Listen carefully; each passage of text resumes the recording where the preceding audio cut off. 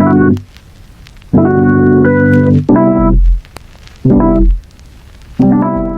turma! Bem-vindos a mais um vídeo. Como vocês estão? Vocês estão bem? Já lavaram as mãos hoje? Lembrem-se de continuar em casa, sair somente quando for uma necessidade, algo que você precisa muito.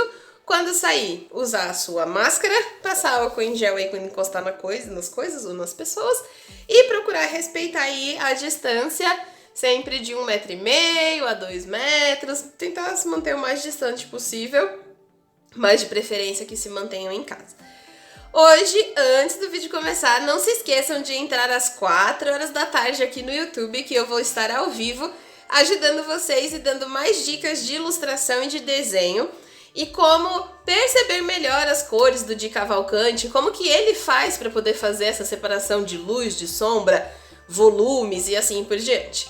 No vídeo de hoje, eu vou mostrar para vocês como aplicar isso no sketchbook e mostrar para vocês a oportunidade de que às vezes a gente não consegue usar esse material físico. Então, por exemplo, não é todo mundo que tem tinta, não é todo mundo que tem giz, não é todo mundo que tem canetinha, só que no sketchbook isso é possível, porque ele tem as mesmas ferramentas para todo mundo. Então, se você tiver o sketchbook, você vai ter pincel de aquarela, tinta acrílica, tinta óleo, pastel, pastel seco, giz pastel oleoso, você vai ter carvão e tudo isso todo mundo vai poder usar. Então, nesse vídeo de hoje, eu mostrei como fazer com que essas texturas tenham luz e sombra, e eu espero que vocês gostem muito, e eu espero vocês na live hoje às 4 horas, ok? Então vamos lá para nossa parte da tela que é gravada, ok? Vamos aqui na parte de cima do menu, criar em novo esboço. A gente pode usar qualquer tamanho, o tamanho não vai ser um impedimento para as nossas atividades, porque a gente vai continuar focando no que nós estávamos falando sobre texturas, luz e sombra. Então eu vou pegar o primeiro formato e vamos lá. Então, primeiro de tudo, aqui em cima no menu superior, a gente vai clicar na opção de ferramentas, vai vir estilos de desenho, vai pegar um círculo, que é a ferramenta oval, e vai pegar um quadrado, que é esta ferramenta de quadrado, e ok. Então vamos ter dois objetos que vão ficar aqui. Vou pegar a ferramenta de seleção, ferramenta laço, deixa eu voltar, ferramenta de seleção, ferramenta laço.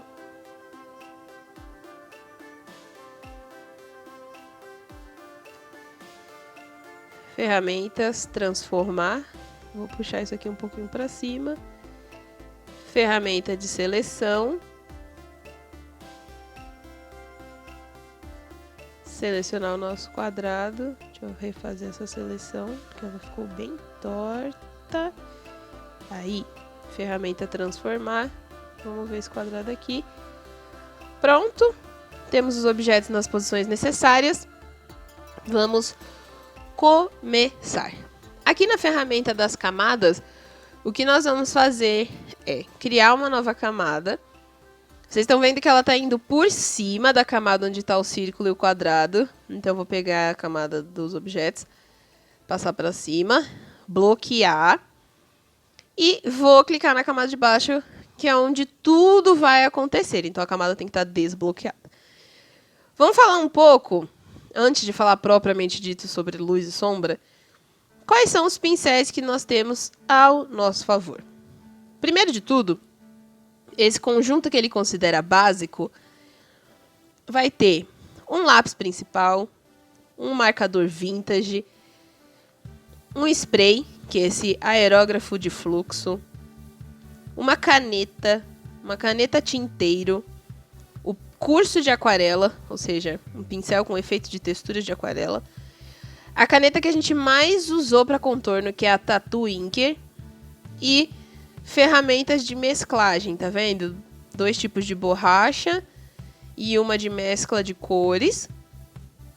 Embaixo, diversos tipos de pincéis, tinta acrílica, giz pastel, giz carvão, óleo sintético e gerador de cor. Isso aqui já é o suficiente para a gente começar a explorar possibilidades e texturas. No final do vídeo anterior, eu mostrei para vocês que existe a possibilidade de fazer as coisas com canetinha, com lápis de cor, com giz pastel oleoso e assim por diante. Então, pensando nessa questão de texturas, eu vou pegar hoje e vou dar uma olhada em quais são as possibilidades dos meus pincéis, antes de começar a trabalhar a luz e sombra propriamente dita. Então, vamos supor que eu queira trabalhar com a textura de giz. Então, eu tenho aqui giz e giz pastel. O giz vai acontecer exatamente isso daqui. A gente vai vir aqui no nosso círculo cromático, vai escolher a cor, tudo ok. E aí, ele faz essa textura, certo? Se eu estiver imaginando que a luz vem daqui, de baixo, esse lado que eu estou pintando tem que ser mais escuro. Então, eu poderia vir com a minha ferramenta, baixar a luminosidade da cor e começar a passar. Mas vocês conseguem perceber o que acontece? A cor não está mesclando ainda da maneira que se imagina quando se vai fazer luz e sombra. Então, o que a gente pode fazer? Pega o conta-gotas, clica na cor anterior e, ao invés de mudar somente a luminosidade, a gente muda a opacidade, ou seja, o nível de transparência entre essas cores. E aí, a gente vai ter esse leve degradê, conseguem perceber? Do roxo mais claro para esse roxinho mais escuro. Estão vendo? E usando sempre o conta-gotas, você vai pegando as cores e vai fazendo essas mesclagens entre elas para dar mais veracidade nas suas texturas. Então, giz dá para fazer luz e sombra? Dá. Ele vai ficar muito mais marcado do que se fosse outro material. Isso é muito importante de ter em mente. Mas dá para fazer sim, tá vendo? E aí, você vai fazendo os preenchimentos dos espaços conforme a sua necessidade. Então, tecnicamente, quanto mais eu chego perto da minha seta,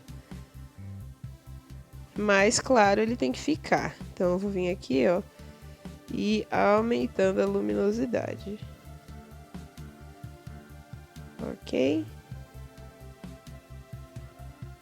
Então, tá ok. Até chegar a um ponto em que ele não vai ficar branco, porque a luz não deixa os objetos brancos. O que ela faz? Ela deixa os objetos mais claros, mas se um objeto é preto, na luz, ele não vai ficar branco. Isso é uma coisa que eu vou sempre estar repetindo com vocês. Então, tenho aqui, ó, o meu teste com giz. Eu vou anotar aqui como um estudo. Então, ok, tenho o meu primeiro teste com giz. Vou aproveitar essa camada. Vamos testar outro pincel. Vamos trabalhar aqui, ó, tinta sintética. Vamos ver como os meus pincéis de tinta se comportam. Vou pegar esse pincel. Vou escolher outra cor só para que vocês consigam visualizar. Vamos trabalhar um verde, ó. Então, vamos lá. Vou aproveitar que o quadrado é retinho e vou tentar dar pinceladas. Bem, primeiro de tudo que a gente percebe, quanto mais pinceladas você dá nesse mesmo pincel, mais ele mescla as tintas, tá vendo? Então, aqui eu tô dando várias batidinhas com o dedo.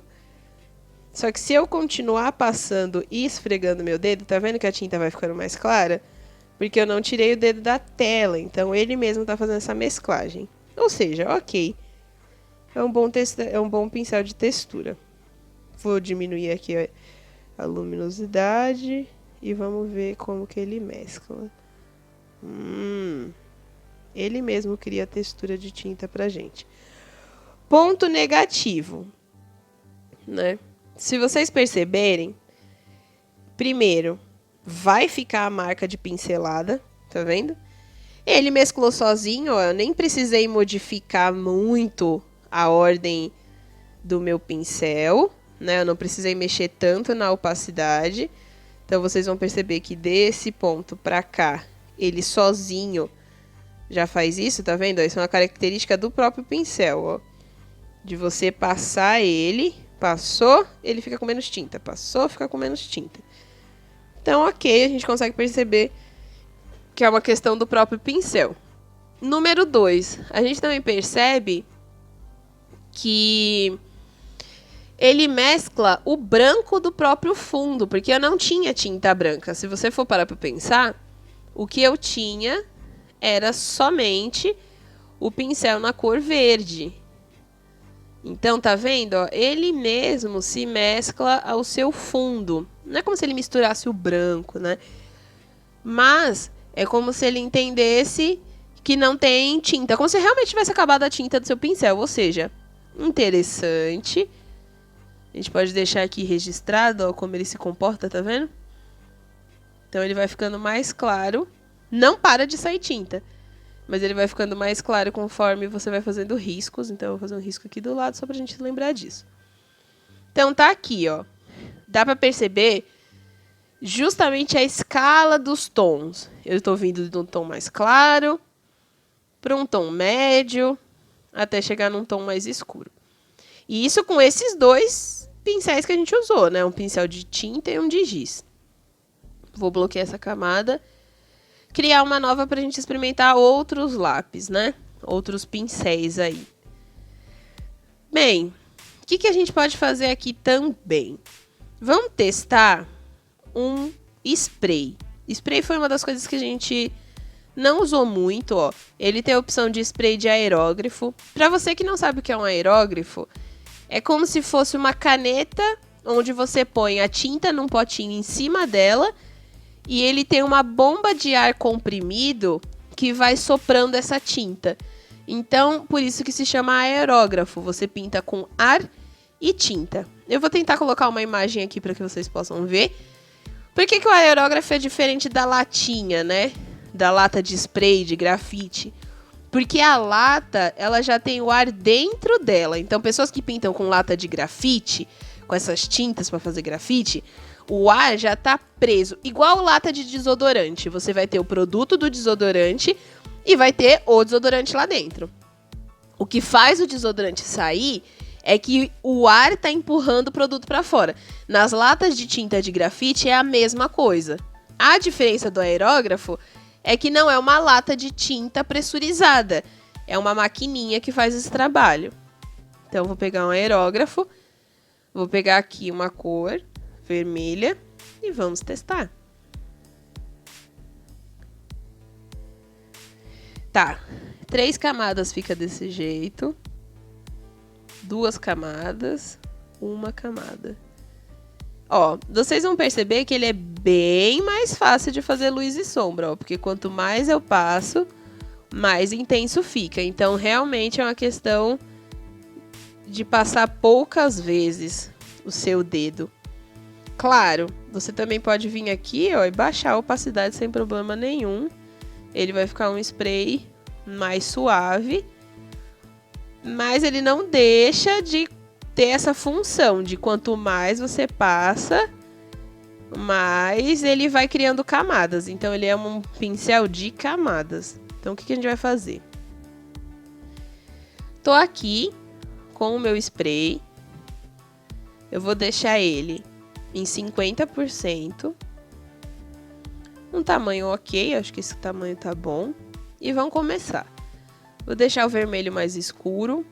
Vou passar 1 camada, 2 camadas, 3, 4, 5. Aí vamos pro lado. 1, 2, 3, 4. 1, 2, 3. 1, 2 e 1 camada só. Vamos aumentar a opacidade e fazer de novo, ó. 1, 2, 3, 4, 5. 1, 2, 3, 4. 1, 2, 3 passadas. 1, 2 e uma passada só. O que a gente percebe? Que essa mesclagem, ela fica com a marca do aerógrafo, tá vendo? Ele tá com esse traço de que ali foi onde passei meu dedo. Então, talvez para mesclar, funcione de uma forma um pouco diferente. Vamos aproveitar que a gente já tá aqui e testar como ele funcionaria se eu tivesse outra cor. Se ele se mescla bem as camadas de cor. Olha, positivo o nosso teste de cor aqui. Foi um teste bem feliz, na verdade, deu tudo certo. O que é bom, o que significa que é assim, super ok de trabalhar luz e sombra com o aerógrafo. Acho que vocês vão acabar gostando. Ele fica um efeito bonito também, tá vendo? Ele mescla bem bonito as cores. Então tá aqui o nosso teste de luz e sombra com aerógrafo. Lembrando, o conta-gotas você consegue pegar as cores intermediárias que ele mesmo vai criando. Usem isso a seu favor, tá vendo? O conta-gota, vem, procura a cor que você quer trabalhar e bora lá fazer. Tá vendo? Você vai dando essas suas mesclagens. Igualzinho na atividade do Por Enquanto Sou Pequeno, que eu falei pra gente tentar fazer um pôr do sol, né? Que deu a sua parcela de trabalho. A gente sabe que foi bem trabalhoso fazer aquele pôr do sol. Mas o resultado foi bem bonito também. Então, vai ser uma questão agora de ir mexendo a opacidade com calma. Ver o que dá pra mesclar e tentar trabalhar essas cores. Uma coisa muito importante sobre a pintura digital é que, assim, da mesma maneira que num quadro você tem que trabalhar camadas para criar texturas e assim por diante, na pintura digital não é diferente. Então, às vezes a gente fica com aquela ansiedade de será que está dando certo? Será que eu estou chegando próximo do resultado? Está. Mas é importante sempre fazer testes, igual a gente está fazendo aqui, para ver se realmente está mesclando, ver se realmente está fazendo sentido, se você está chegando onde você queria chegar. Então, por exemplo, aqui eu peguei uma cor muito mais clara, com a opacidade quase 100%, ele mancha, tá vendo? Mas se eu pegasse uma cor com opacidade um pouco mais baixa, talvez ele não seja um problema. A maior dica que eu dou é nunca usem só o branco puro, porque nada é branco puro. Eu vou mostrar pra vocês o que acontece. Até diminuir. Ele fica aparecendo como se fosse aqueles brilho falso, tá vendo? Não é que não pode fazer. Pode, a gente pode tudo. Mas qual a intenção? Tá vendo? Ó, temos aqui uma esfera que a gente já começa a dar volume para ela. Então a gente começa a perceber que ela é arredondada, justamente por causa da maneira que a gente pintou. No de baixo, como a gente usou o aerógrafo para bolinha, vamos pegar a tinta spray e vamos ver como ele funciona. Eu acredito que vai ser da mesma maneira. Então eu vou escolher tons de roxo dessa vez e aí vamos lá. Uma passada, duas passadas, 3. Ele não cria uma camada, mas dá pra perceber sim a diferença. Ó, tá vendo? Tá no 100%. Vamos baixar ele de novo e vamos começar a trabalhar aqui. Então eu vou passar o dedo em zigue-zague. Então, ó. 1, 2, 3, 4 camadas. 1, 2, 3. 1, 2 e uma camada.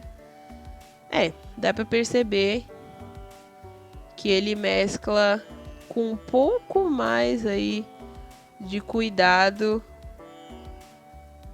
do que o aerógrafo. Tá vendo? Então, quando eu falo uma camada, é só o meu dedo passando na tela uma vez. Quando eu falo duas, eu vou fazer de novo para vocês entenderem. Ó, o quadrado tá em branco. Tá ok. Deixa eu ver, tô no meu pincel certinho, ó. Ok, então, ó. 1, 2, 3, 4, 5. 1, 2, 3, 4. 1, 2, 3. 1, 2, 1. Tá aqui, ó. Então, dá pra perceber que ele vai colocando camadas por cima, mas ele mescla bem mais do que o aerógrafo e não deixa tão marcado assim. Pode ser também o movimento que eu tô fazendo. Vamos tentar mudar a direção do pincel. Então, vou fazer a parte de cima.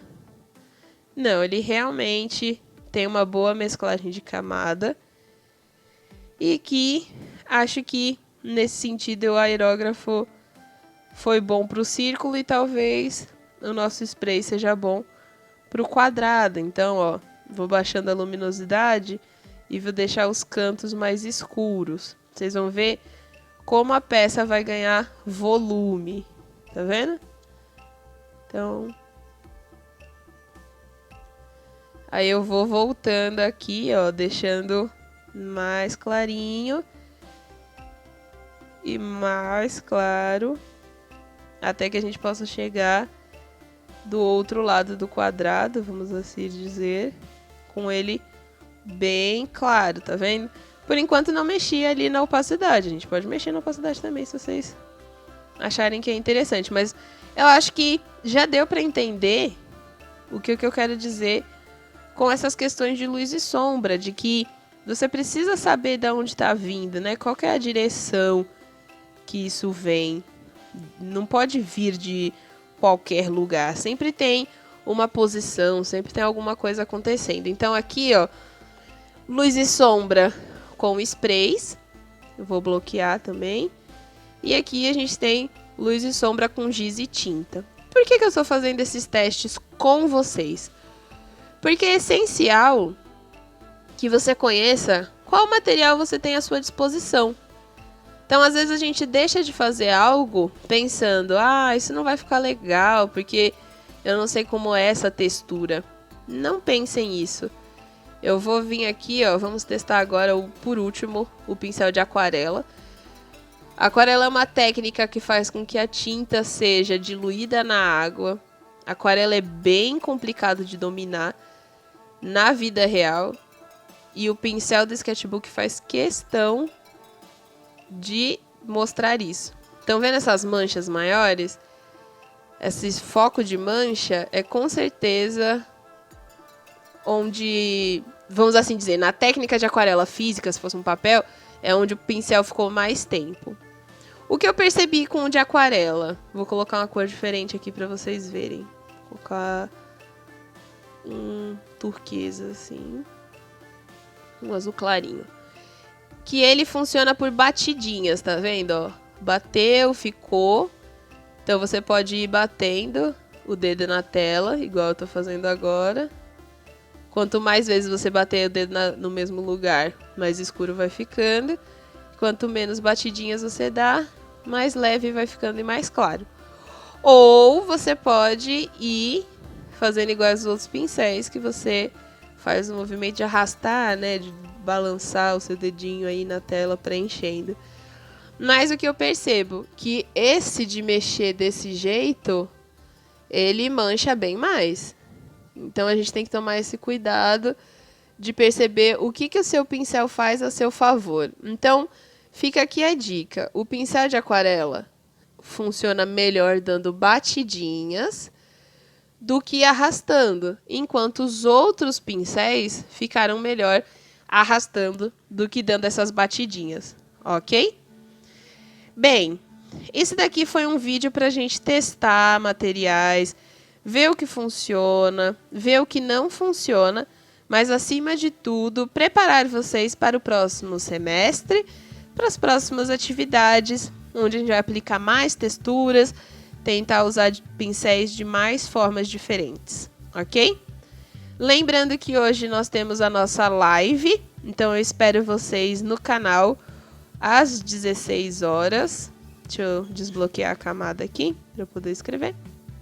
Então, Espero vocês hoje às 16 no YouTube para assistir a nossa live e ter mais dicas. Caso você tenha alguma dúvida, é só deixar na live que eu converso com vocês, ok?